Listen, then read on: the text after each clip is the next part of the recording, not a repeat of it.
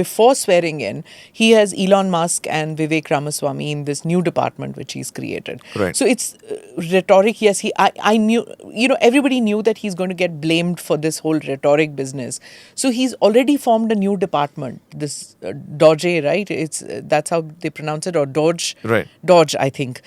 So he has this Doge department for small government.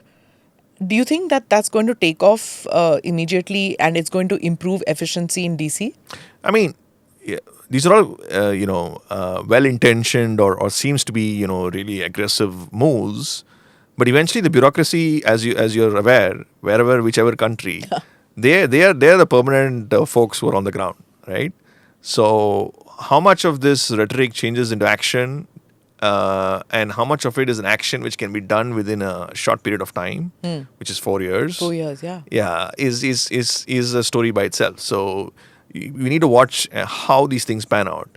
And given how government works and how governmental institutions can have their own way on some of these things, I would rather sort of wait for judgment just to see how these things pan out. Because they're talking in terms of very brutal slashing of bureaucracy. Right.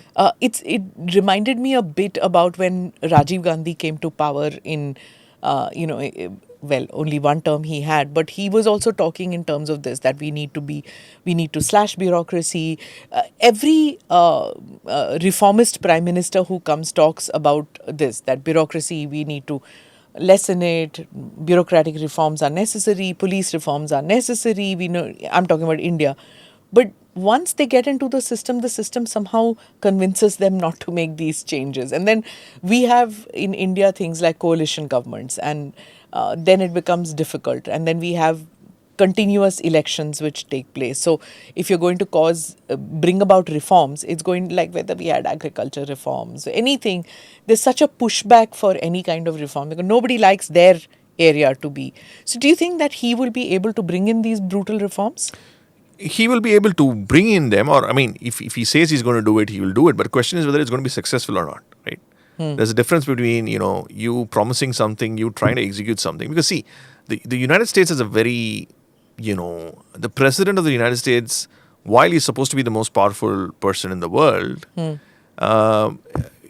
he is controlled by a wide range of factors. There's Congress, there is Senate, there are the courts, there are various levers, institutional levers for policy to be pushed through. And there are lots of checks and balances. It's done in a way. So that's why even the American electoral system, for all its flaws and for all the jokes that people talk about, it's designed in such a way because you want, if you really think about it, right, it's all those 50 states or 50 plus states that basically determine they have their own electoral systems and they come to an outcome, and then there's no central sort of election commission sort of a shop. But it is designed in such a way that if there is a demagogue or some, dictator, that person cannot control everything. That's one of the primary prisms with which the American system was developed. Checks and balances. So, and the checks and balances are very, significant, right?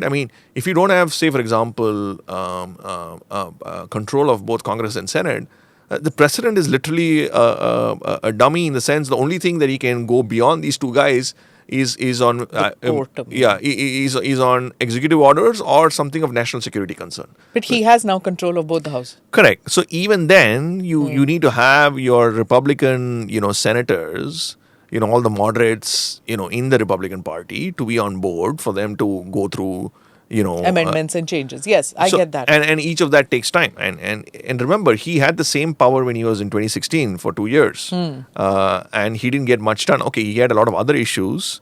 But what I'm trying to say is governance is a different ballgame altogether. So one needs to watch out. Do subscribe to the ANI Clips channel to get shorter versions of this podcast. Click here to watch the full episode.